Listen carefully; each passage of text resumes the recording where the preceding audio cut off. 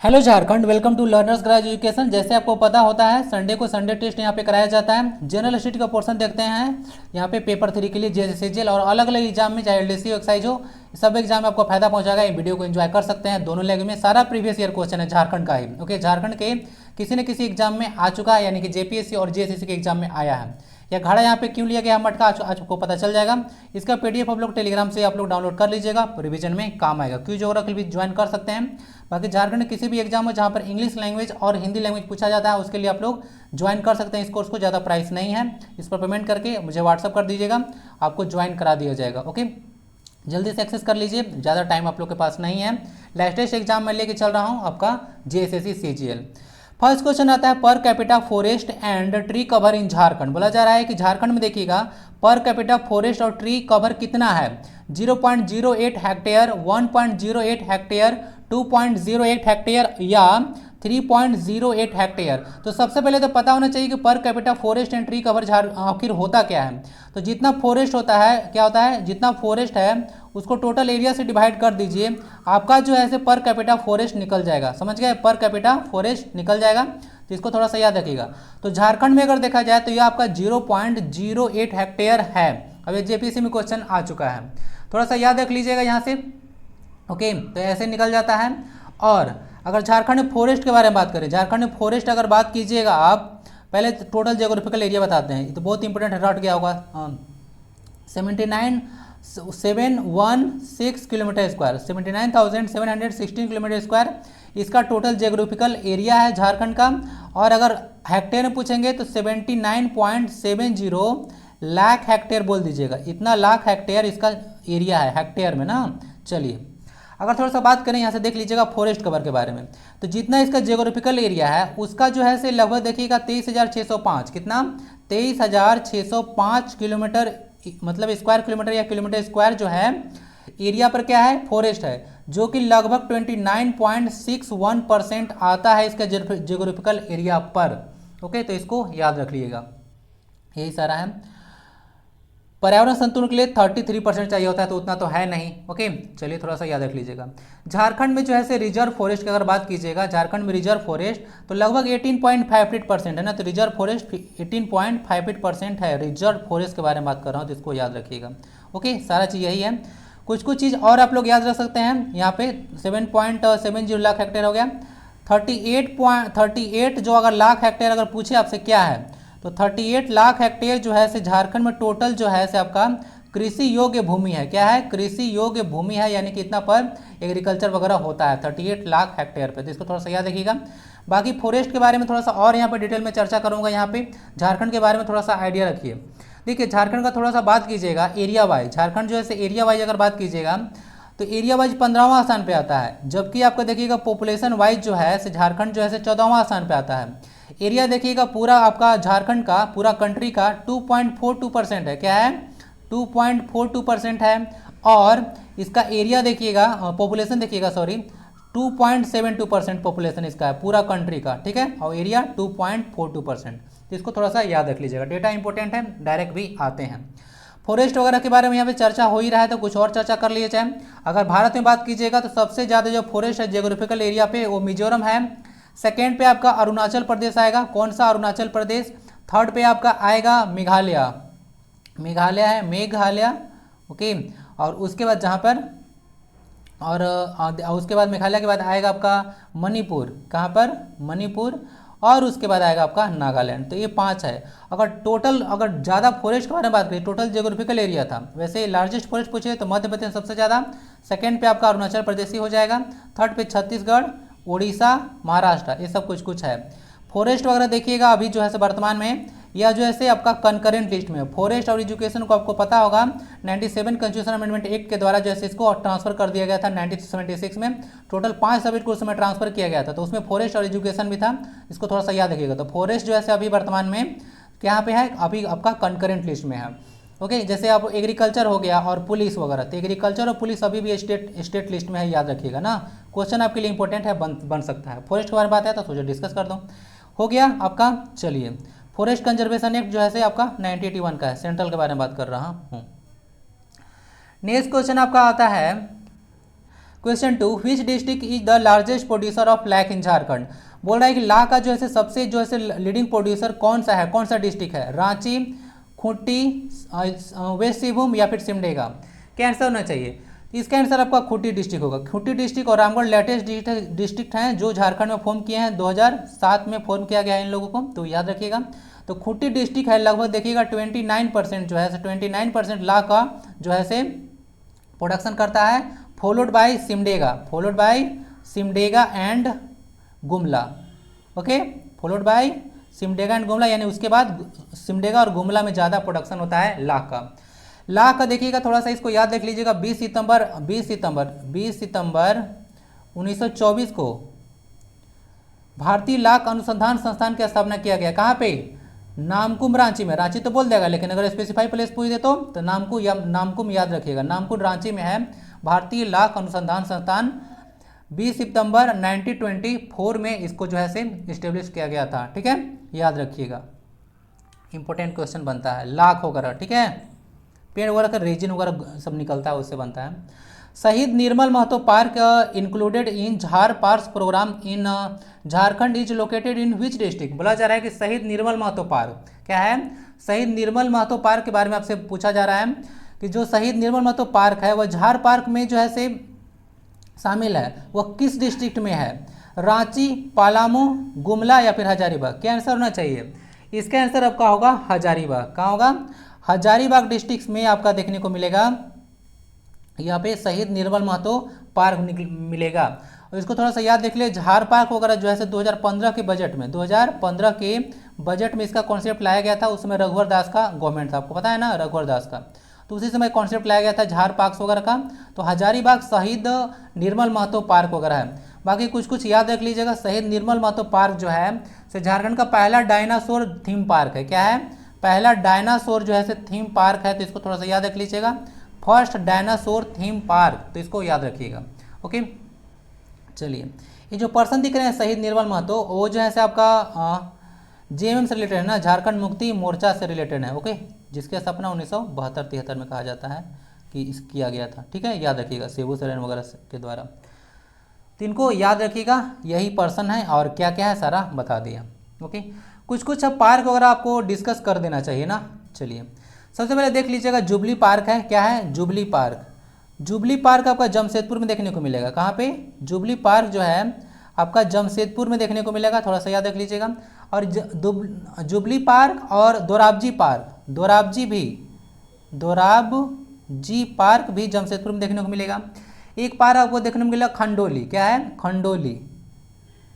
तो जो खंडोली पार्क देखने को मिलेगा, ये आपको देखने को मिलेगा गिरिडीह में। कहाँ पे, गिरिडीह में देखने को मिलेगा। और एक तो सबसे फेमस आपको देखने को मिलता है बिरसा जैविक उद्यान या बिरसा मुंडा जो है से पार्क। ठीक है, तो बिरसा मुंडा पार्क कहाँ पे है, ये आपका ओरमांझी रांची में देखने को मिलता है ना, तो इसको याद रखिएगा। ठीक है, तो कुछ पार्क वगैरह है, इसको याद रखिएगा। Okay, the correct answer is Hazaribagh, answer number D. चलते हैं नेक्स्ट क्वेश्चन को, question number 4। Which of the following statement और स्टेटमेंट्स इज और आर इनकरेक्ट। बोला जा रहा है कि कौन सा कथन जो है से गलत है। द स्वर्णरेखा रिवर पढ़िए, originates from Palamu and freely fall into the bay of Bengal. Swarnrekha नदी पलामू से निकलकर बंगाल की खाड़ी में स्वतंत्र रूप से मिलती है। Jamshedpur city is situated on the bank of the confluence of the river Swarnrekha and Kharkai. बोला जा रहा है कि जमशेदपुर शहर है वह स्वर्णरेखा और खरकई नदियों के कन्फ्लुएंस पर है। नेक्स्ट क्वेश्चन बोला जा रहा है रजरप्पा, नाम तो सुने होंगे। Rajrappa is in Ramgarh is situated on the bank of confluence of the rivers Damodar and Bhera. तो दामोदर और भीरा नदियों के संगम के बोला जा रहा है कि रजरप्पा आप लोग देखने को मिलेगा। टेम्पल भी है रामगढ़ में, तो इंपॉर्टेंट है। माँ छिन्नमस्तिका आपको नाम सुने होंगे, तो वही रजरप्पा वो है ना। तो कौन कौन स्टेटमेंट इसमें गलत है, तो देखिए दोनों के दोनों 3 और 2 सही है। जो स्टेटमेंट नंबर फर्स्ट है उसमें गड़बड़ क्या है कि स्वर्णरेखा रिवर, तो सही बात है कि कभी भी किसी की सहायक नदी नहीं बनती है। ठीक है, नहीं बनती है, लेकिन यह जो है पलामू से नहीं निकलती है, यह नगड़ी विलेज रांची से निकलती है। छोटा नागपुर प्लेटिव नगड़ी विलेज रांची से निकलती है। पलामू के पलामू में देखिएगा छोटा नागपुर प्लेटिव, वहाँ से जो है आपका दामोदर रिवर निकलती है। ठीक है, तो इसको थोड़ा सा याद रखें।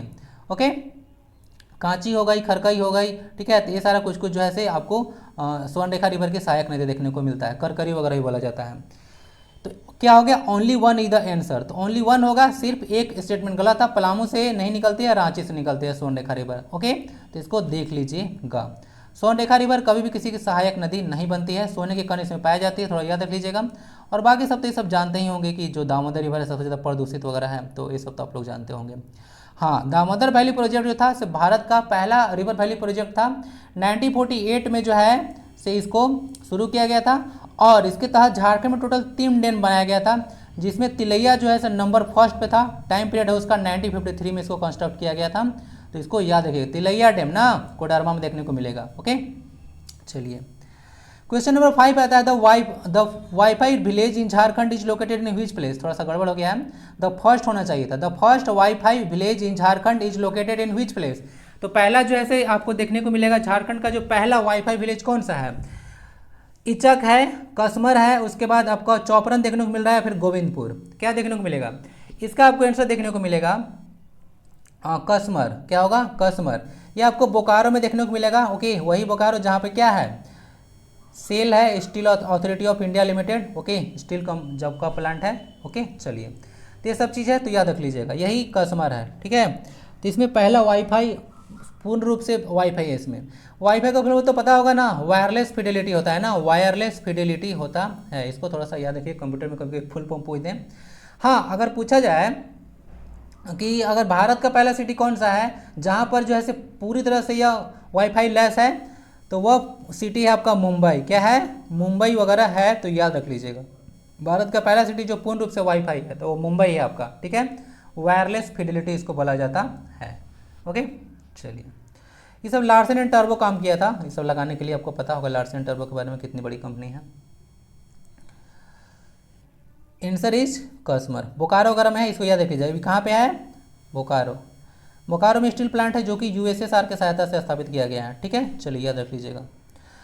ये वाला बोकारो, और एक होता है भिलाई जो है छत्तीसगढ़ में स्टील प्लांट, वो भी जो है से आपका यूएसएसआर की सहायता से है, लेकिन जो राउरकेला है यानी उड़ीसा वाला, वो जर्मनी की सहायता से। याद रख लीजिएगा।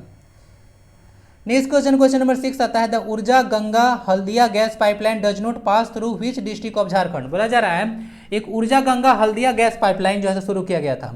ठीक है, नरेंद्र मोदी जी के द्वारा 2016 में। ठीक है, 24 अक्टूबर 2016 को शुरू किया गया था। ऊर्जा गंगा 24 अक्टूबर 2016 में शुरू किया गया था। ऊर्जा गंगा गैस पाइपलाइन जो है शुरू किया गया था। तो आपको बताना है कि झारखंड का कौन सा डिस्ट्रिक्ट इसे पास नहीं करता है, धनबाद, बोकारो, ईस्ट सिंहभूम या वेस्ट सिंहभूम।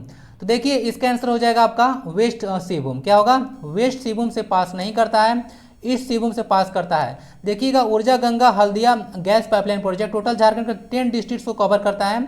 वे 10 डिस्ट्रिक्ट्स कौन कौन से हैं, थोड़ा सा देख लीजिए। देख लीजिएगा, यही सारा ऊर्जा गंगा जो है से जगदीशपुर हल्दिया गैस पाइपलाइन है, टोटल आपको देखने को मिलेगा। यहाँ से जो है से झारखंड को कवर करता है, वेस्ट बंगाल को कवर करता है, उड़ीसा को, 3 स्टेट को कवर करता है। तो इसको याद रख लीजिएगा। झारखंड टोटल 10 डिस्ट्रिक्ट कौन कौन से हैं, बोकारो, हजारीबाग, धनबाद हो गया, गिरिडीह हो गया, रांची हो गया, ईस्ट सिंहभूम। देखिए ईस्ट सिंहभूम लेकिन वेस्ट नहीं है, रामगढ़, गुमला, सरायकेला खरसावां या सिमडेगा। 1 2 3 4 5 6 7 8 9 10 हो गया 10। तो ये 10 डिस्ट्रिक्ट से पास करता है, तो थोड़ा सा इसको याद रख लीजिएगा। ओके, या गेल स्थापित करेगा, gas authority of India limited इसके द्वारा है। ओके, चलिए थोड़ा सा याद रख लीजिएगा। 24 अक्टूबर को आप लोग यूएन डे भी मनाते हैं ना, यूएन डे। नेक्स्ट क्वेश्चन आता है, question number 7। This is one of the most famous festival celebrated during the black moon of month Kartik.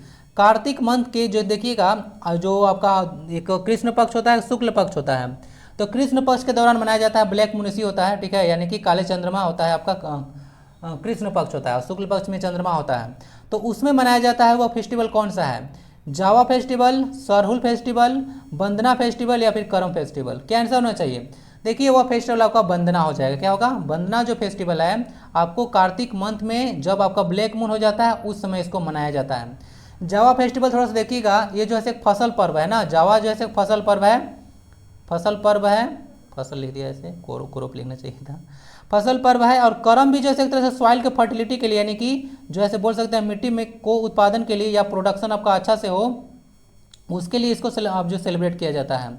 और सरहुल तो आपको पता होगा, साल ट्री का मतलब पूजा करते हैं सरहुल वगैरह का जो, ठीक है, चैत मास में इसको मनाया जाता है। ठीक है, चलिए, तो आंसर इज वंदना। बाकी सारा चीज डिस्कस कर ही दिया, तो इसको थोड़ा सा याद रख लीजिएगा। क्वेश्चन नंबर 8 आता है, which of the flowing is not an Indo Aryan language. बोला जा रहा है कि इनमें से कौन जो है इंडो आर्यन लैंग्वेज है। भारत में देखिएगा टोटल बहुत सारे भाषा वगैरह है लगभग, ठीक है, 1652 वगैरह के आसपास होता है। तो इतनी सारी भाषाओं को, जितना ही भारतीय भाषा, टोटल 4 भाषा परिवार में बांट दिया गया है ना, टोटल 4 भाषा परिवार में इसको बांट दिया गया है। तो अलग अलग भाषा परिवार है। इसमें देखिएगा जो इंडो आर्यन लैंग्वेज में जो नहीं है वह भाषा आपका कोरवा है। क्या है? इंडो आर्यन जो है लैंग्वेज में नहीं है। ये कोरवा जो भाषा है ना, ऑस्ट्रो एशियाटिक ग्रुप से बिलोंग करता है। किससे? ऑस्ट्रो एशियाटिक ग्रुप से बिलोंग करता है। और ऑस्ट्रो एशियाटिक ग्रुप देखिएगा तो यह मुंडारी लैंग्वेज का ही एक ब्रांच है। क्या है? जो ऑस्ट्रो एशियाटिक ग्रुप में जो आता है जो कोरवा लैंग्वेज, वो मुंडारी का ब्रांच है। थोड़ी स्टेटमेंट क्या हो गया? कोरवा लैंग्वेज जो है मुंडारी का एक ब्रांच है, और ये सारा जो है आपको ऑस्ट्रो एशियाटिक ग्रुप में आता है। बाकी इंडो आर्यन में अंगिका, नागपुरी और सादरी, ये तीनों इंडो आर्यन लैंग्वेज में आता है। और सारा कौन कौन लैंग्वेज है जो ऑस्ट्रो एशियाटिक ग्रुप में आता है, ध्यान से देखिएगा। असुर जनजाति भी है, भाषा भी है। यह देख लीजिए, जिसको भी लंदन विश्वविद्यालय में जो है इसको जगह मिला है, ठीक है, रिसर्च वगैरह किया जाएगा इसको, और लुप्त हो चुका है लगभग ये आपका भाषा। ठीक है, तो इसको थोड़ा सा याद रख लीजिएगा। उसका मुंडारी लैंग्वेज अभी जो चर्चा कर रहा था, मुंडारी लैंग्वेज। उसके बाद आप लोग संथाली बोल सकते हैं। क्या बोल सकते हैं? संथाली बोलिए। और एक बोलिए आप लोग खड़िया लैंग्वेज। क्या है? खड़िया लैंग्वेज। तो ये सारे आप लोग जो देख रहे हैं सारा ऑस्ट्रो एशियाटिक ग्रुप से बिलोंग करता है। जबकि एक जो कुड़ुख लैंग्वेज है, क्या है? कुड़ुख लैंग्वेज जो देखते हैं वह जो है सबका द्रविडियन फैमिली से बिलोंग करता है। ठीक है, कुड़ुख किसका है? उरांव लोगों का लैंग्वेज है। ठीक है, इसको थोड़ा सा याद रखिएगा। उरांव लोगों का उनका भाषा कुड़ुख होता है। ठीक है, तो द्रविडियन फैमिली से बिलोंग करता है। करेक्ट आंसर इज कोरवा ना। नेक्स्ट क्वेश्चन आता है, holding of panchayat election is declared by. आपको पता होगा कभी पंचायत इलेक्शन आपका हुआ था, तो पंचायत इलेक्शन कराने के लिए कौन सा बॉडी रिस्पॉन्सिबल होता है? द डीएम यानी कि डिस्ट्रिक्ट मजिस्ट्रेट। यहाँ पे ना फिर से गड़बड़ हो गया है, ऑप्शन पुनः गड़बड़ हो गया है।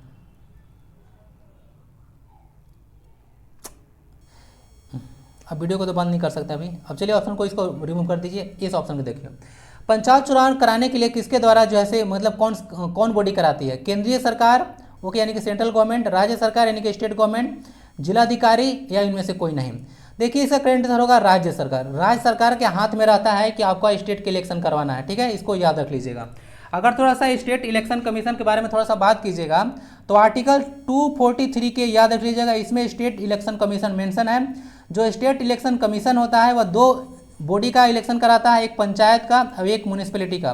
तो पंचायत और म्यूनिसिपैलिटी का जो है इलेक्शन कराने के लिए रिस्पॉन्सिबल होता है स्टेट में।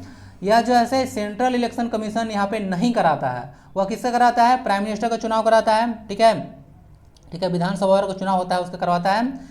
तो विधानसभा का चुनाव हो गया, उसके बाद लोकसभा का चुनाव जो हो जाता है, प्रेसिडेंट और वाइस प्रेसिडेंट का चुनाव जो होता है वह जो है सेंट्रल इलेक्शन कमीशन के दायरे में आता है। ठीक है, जो कि आर्टिकल 324 से आप लोग देखिएगा 329 तक जो है आपका सेंट्रल में इलेक्शन कमिश्नर वगैरह आपका मेंशन है। ठीक है, याद रख लीजिएगा इसको।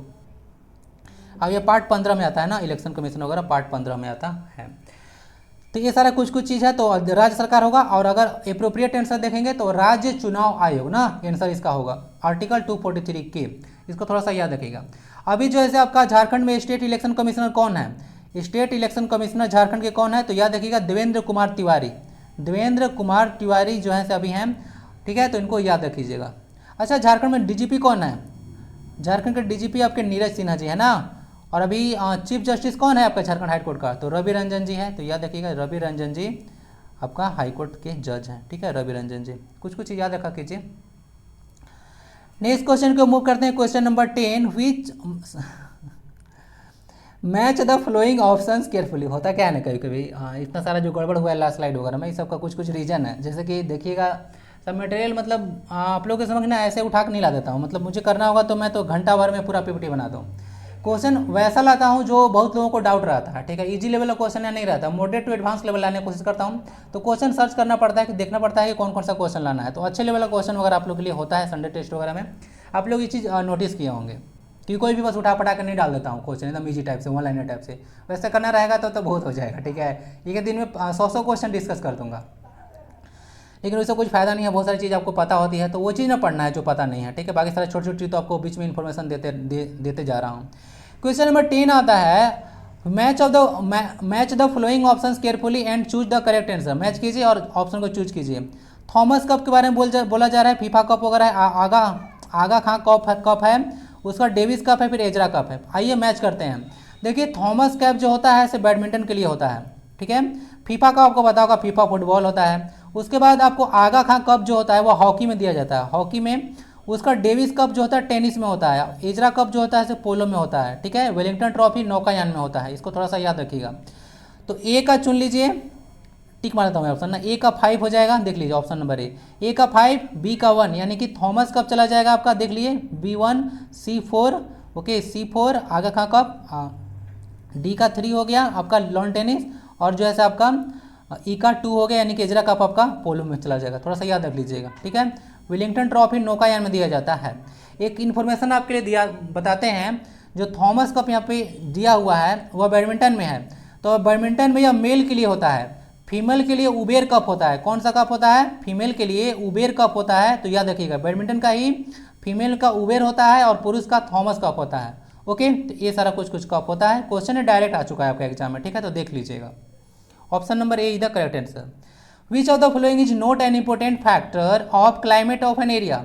बोला जा रहा है कि इनमें से कौन सा एक जो है से जलवायु का महत्वपूर्ण कारक नहीं है। किसी क्षेत्र का जलवायु का एक महत्वपूर्ण कारक नहीं है, यानी कि जलवायु को मतलब अफेक्ट करने के लिए एक रिस्पॉन्सिबल नहीं है। कहने का तात्पर्य ये है। लैटिट्यूड, लॉन्गिट्यूड, ऑल्टीट्यूड या फिर डिस्टेंस फ्रॉम द सन, क्या आंसर होना चाहिए? देखिए इसका आंसर होगा आपका लॉन्गिट्यूड। लॉन्गिट्यूड से इसको कुछ फर्क नहीं पड़ता है, ठीक है, आपका जलवायु को। लेकिन लैटिट्यूड से, अल्टीट्यूड से हाइट जो होता है अल्टीट्यूड, और डिस्टेंस फ्रॉम द सी से जितना दूर रहेगा, ये सारा फैक्टर वगैरह जो है से आपका विंड स्पीड वगैरह देखिएगा, तो ये सब फैक्टर जो रिस्पॉन्सिबल होता है किसी जगह के जलवायु को चेंज कर देता है। मौसम और जलवायु में थोड़ा सा तो अंतर पता होगा। वेदर क्या होता है, जो प्रेजेंट टाइम में सन कितना है, ओके, विंड स्पीड वगैरह प्रेजेंट में कितना है, टेम्परेचर कितना है, वो सबका सम को आप लोग वेदर बोलते हैं। लेकिन यही जब वेदर जो है से किसी अगर एरिया में लॉन्ग टाइम के लिए है तो उसको वेदर कहा जाता है, ठीक है। तो वेदर एक बड़ा एरिया होता है, ठीक है। आंसर आपका लॉन्गिट्यूड हो गया, ठीक है, याद रखिएगा। लैटिट्यूड के फॉर्म याद रखिएगा, टोटल वगैरह देखिएगा, यहाँ पे लैटिट्यूड वगैरह इसको बोलते हैं आप लोग अक्षांश रेखा, ठीक है। तो 0 डिग्री लैटिट्यूड आप लोग इक्वेटर बोलते हैं ना, इक्वेटर, ठीक है। अब यह लॉन्गेस्ट लाइन ऑफ लैटिट्यूड होता है 0 डिग्री इक्वेटर, ठीक है, थोड़ा सा याद रखिएगा ये सब। 23.5 डिग्री वगैरह सारा तो याद होगा, उतना डिस्कस अभी करना उचित नहीं होगा, तो सब पता होगा आपको, टाइम पास क्या करें। Arrange the following dynasties in Chronicle order. बताइए कि क्रॉनिकल ऑर्डर में आपको लगाना है ये सब डायनेस्टी को। ये क्वेश्चन सुपर इंपॉर्टेंट है, ठीक है, दिल्ली सल्तनत से ये क्वेश्चन है। तो बताइए क्या इसका ऑर्डर होना चाहिए। सबसे पहले आपका गुलाम वंश आया था, क्या था? गुलाम, जिसको आप लोग बोलते हैं आपका दास वंश, यानी कि स्लेव डायनेस्टी। तो सबसे पहले स्लेव आएगा, उसके बाद आता है गुलाम के पास खिलजी आता है। क्या आता है? गुलाम के पास खिलजी आता है। उसके बाद तुगलक आता है, ठीक है, गुलाम वंश, उसके बाद खिलजी, फिर तुगलक, उसके बाद आपका आता है सैयद, और उसके बाद लोदी ना, सैयद, उसके बाद लोदी आता है, ठीक है, तो याद रख लीजिएगा। स्लेव डायनेस्टी हो गया, उसके बाद आपका खिलजी हो गया, तुगलक हो गया, उसके बाद आपका सैयद हो गया, उसके बाद लोदी हो गया। तो ये सब कुछ आता है, ओके। तो सबसे पहले स्लेव डायनेस्टी आता है गुलाम वंश। तो देख लीजिए, स्लेव है 10, तो 3 सबसे पहले आ गया। उसके बाद खिलजी 2 नंबर पे, यानी कि 3, 4। उसके बाद तुगलक से आया, तुगलक 3rd पे है, यहाँ पे देख लीजिएगा इसके अनुसार। तो यहाँ पे 3 पे आ गया, उसके बाद 1 आ गया। तो 3, 4, उसके बाद तुगलक था ना जी, तुगलक आ गया आपका, क्या हो रहा है, मतलब ऑप्शन 3 पे था, गड़बड़ हो रहा है। 2, 1 होगा, 3, 4, 2, 1। तो ऑप्शन चला जाएगा 3, 4, 2, 1, ओके, 3, 4, 2, 1 चला जाएगा। सबसे पहले कौन सा आएगा? सबसे पहले आएगा गुलाम वंश, उसके बाद गुलाम के बाद खिलजी आएगा, उसके बाद तुगलक, उसके बाद लोदी। ऑप्शन लगाने में गड़बड़ा रहा था। 3, 4, 2, 1 हो गया। ये जो आपका गुलाम वंश है उसको आप लोग जो है से मुमलुक डायनेस्टी के नाम से भी जानते हैं, ठीक है, तो याद रखिएगा, ठीक है। कुतुबुद्दीन ऐबक इसकी स्थापना की था, आपको मालूम होगा। देख लीजिए थोड़ा सा डायनेस्टी का जो ऑर्डर है दिल्ली सल्तनत का बहुत इंपॉर्टेंट वगैरह है। दिल्ली सल्तनत सबसे पहले मुल्क डायनेस्टी, इसी को गुलाम वंश आप लोग बोलते हैं। ओके, उसके बाद खिलजी आया था, ठीक है, उसके बाद तुगलक, सैयद और लोधी। और लोधी के बाद आपको पता होगा सबसे लास्ट में कौन आए थे, इब्राहिम लोधी थे आपका, ठीक है, आपको पता होगा इब्राहिम लोधी लास्ट थे। और उसके बाद जो है सबका हो गया, लोधी के बाद इनका जो बाबर से लड़ाई हुआ तो इनका SST हो गया ना, सेवा समाप्त, ठीक है, लोधी डायनेस्टी खत्म, तो यानी दिल्ली सल्तनत खत्म। तो याद रख लीजिएगा, ये है 1230 से 1290 तक, इस कुछ टाइम पीरियड देख लीजिए, टाइमलाइन 1290 से 1320, 1320 से 1414, 1414 से 1451, उसके 1451 से 1526। बाबर और इब्राहिम लोधी के बीच में पानीपत का फर्स्ट वार हुआ था, जिसके तहत पूरा यहाँ खत्म हो चुका था आपका दिल्ली सल्तनत का कहानी। क्वेश्चन नंबर 13 आता है on heating which of the following substances plaster of Paris is found. बोला जा रहा है, देखिए अब झारखंड स्टेट का थोड़ा सा अगर एग्जाम पैटर्न देखिएगा कि JCC वगैरह का, झारखंड के जो मतलब जो NCERT का बुक्स है उससे डायरेक्ट क्वेश्चन उठा के आ रहा है, ठीक है। बहुत सारा आप लोग प्रीवियस ईयर क्वेश्चन फॉलो कीजिए, जो NCERT का बुक है ना उसमें झारखंड में डायरेक्ट क्वेश्चन आ जाता है झारखंड के एग्जाम में, समझे। जैसे क्वेश्चन देखिए डायरेक्ट है, on heating which of the flowing substance says plaster of Paris is formed, यानी प्लास्टर ऑफ पेरिस इनमें से कौन सा सब्सटेंस को हीट करके आपको प्राप्त किया जाता है। Washing soda, baking soda, gypsum या फिर ग्रेनाइट। ग्रेनाइट क्यों डाल दिए भाई ग्रेनाइट तो कोई भी मतलब इसको नहीं कर पाएगा क्योंकि सब उतना तो पढ़े लिखे रहते हैं, यह तो ऑप्शन से छट जाएगा। ग्रेनाइट एक तरह का इग्नियस रॉक है, थोड़ा सा याद रख लीजिएगा, एक तरह का इग्नियस रॉक है ना। चलिए 3 तरह का रॉक होता है, इग्नियस, सेडिमेंट्री और मेटामॉर्फिक। इसका आंसर हो जाएगा आपका जिप्सम। जिप्सम को जब हीट किया जाता है तब जाकर प्लास्टर ऑफ जो है से पेरिस बनता है, ठीक है। तो याद रखिएगा करेक्ट आंसर है जिप्सम। ये जिप्सम वगैरह क्या होता है देख लीजिए, ये जिप्सम का फॉर्मूला ए है, इसको आप लोग हीट कीजिएगा, ठीक है, तो ये बन जाएगा, ध्यान दीजिए, हीट कीजिएगा तो ये बन जाएगा, रिवर्सिबल रिएक्शन होता है ना, इससे ही बन जाएगा और इससे ही बन जाएगा। यहाँ पे वाटर है 3/2H2O, तो 3/2H2O को वाटर ऑफ क्रिस्टलाइजेशन बोलते हैं ना, वाटर ऑफ क्रिस्टलाइजेशन बोला जाता है। CaSO4 ½ H2, इसका फॉर्मूला भी याद रखिएगा, कोई गारंटी नहीं है, पूछ सकता है। इसको प्लास्टर ऑफ पेरिस बोलते हैं, हड्डी वाला टूट जाता है तब इसका यूज किया जाता है। और ये जिप्सम है CaSO4 2H2O, यही जिप्सम वगैरह है जो कि सीमेंट वगैरह बनाने में यूज होता है, इसी के चलते जो है सीमेंट जल्दी जमता नहीं है, जबकि प्लास्टर ऑफ पेरिस तुरंत जम जाता है। ओके, इसको याद रखिएगा, करेक्ट आंसर है जिप्सम। वॉशिंग सोडा का तो फॉर्मूला पता होगा ना, वॉशिंग सोडा जो है इसे आपका बेकिंग सोडा वगैरह को गर्म करने के बाद उसका आप लोग क्रिस्टलाइजेशन करते हैं तब आपको प्राप्त होता है Na2CO3 10H2, इसका फॉर्मूला होता है डेकाहाइड्रेट, सोडियम कार्बोनेट डेकाहाइड्रेट। और जो बेकिंग सोडा होता है उसका फॉर्मूला होता है सोडियम हाइड्रोजन कार्बोनेट या सोडियम बाइकार्बोनेट, यही है, एंटासिड के रूप में भी इसको यूज कर सकते हैं। और इसको फायर एक्सटिंग्विशर यानी कि आग बुझाने के जैसा भी यूज किया जा सकता है, NaHCO3, ठीक है। Correct answer is gypsum. तो देख लीजिएगा इसको, ग्रेनाइट वगैरह एक इग्नियस रॉक है, सारा चीज देख लिया। मूव करते हैं क्वेश्चन नंबर 14 पे। क्वेश्चन 14 का था echo is cause due to, echo किस तरह का होता है, यानी कि जो प्रतिध्वनि आप लोग सुनते हैं वह किसके चलते होता है, रिफ्लेक्शन, रिफ्रैक्शन, रेयरफेक्शन या फिर नॉन ऑफ दिस, क्या होना चाहिए। देखिए ये फिनोमेना जो आप लोग को देखने को मिलता है वह जो रिफ्लेक्शन ऑफ साउंड के चलते होता है, क्या होता है, रिफ्लेक्शन ऑफ साउंड के चलते होता है, थोड़ा सा याद रख लीजिएगा।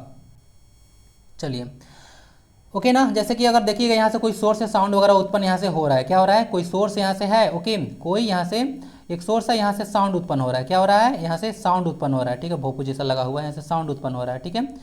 तो यहाँ से अगर कोई साउंड उत्पन्न हो रहा है, अब एक सोर्स से अगर आपको प्रतिध्वनि सुनना है, ठीक है, तो उसका लेंथ कम से कम जो है 17.5 मीटर होना चाहिए, कितना, 17.5 मीटर के आसपास लेंथ होना चाहिए, तब अपना जो है प्रतिध्वनि सुन सकते हैं, ठीक है। तो इसको याद रखिएगा।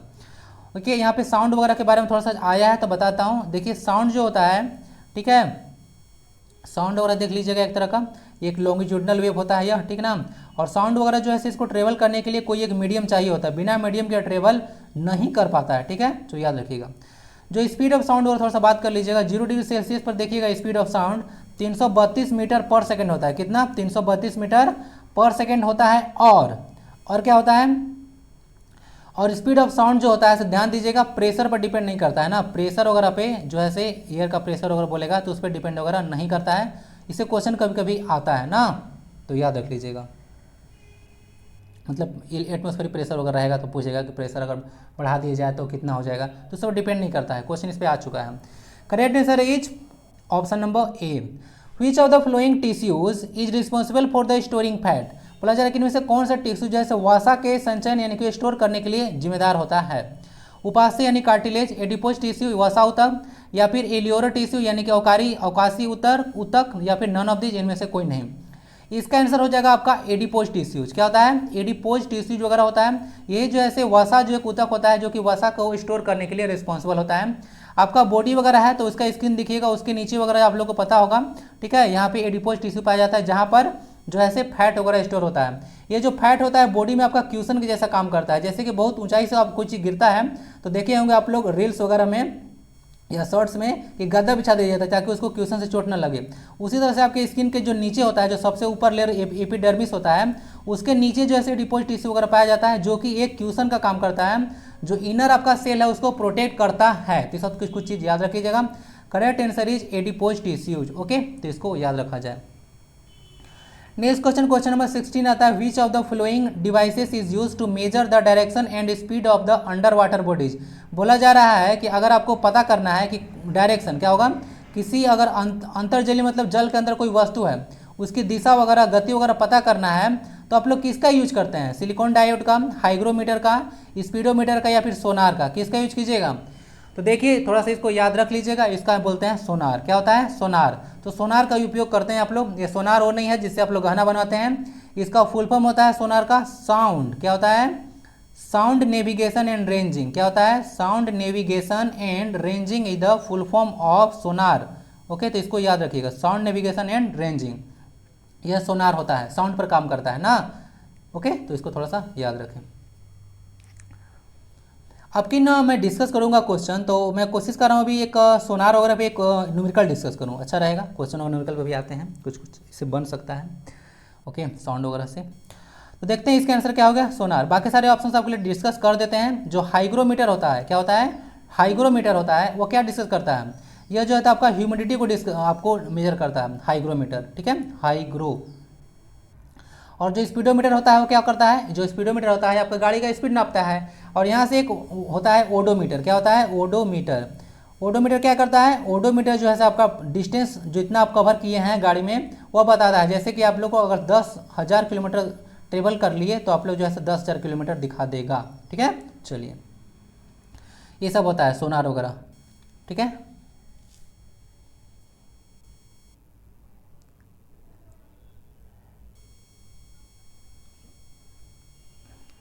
नेक्स्ट क्वेश्चन आता है question number 17, water kept in an earthen pot becomes cool during summer due to the phenomenon of.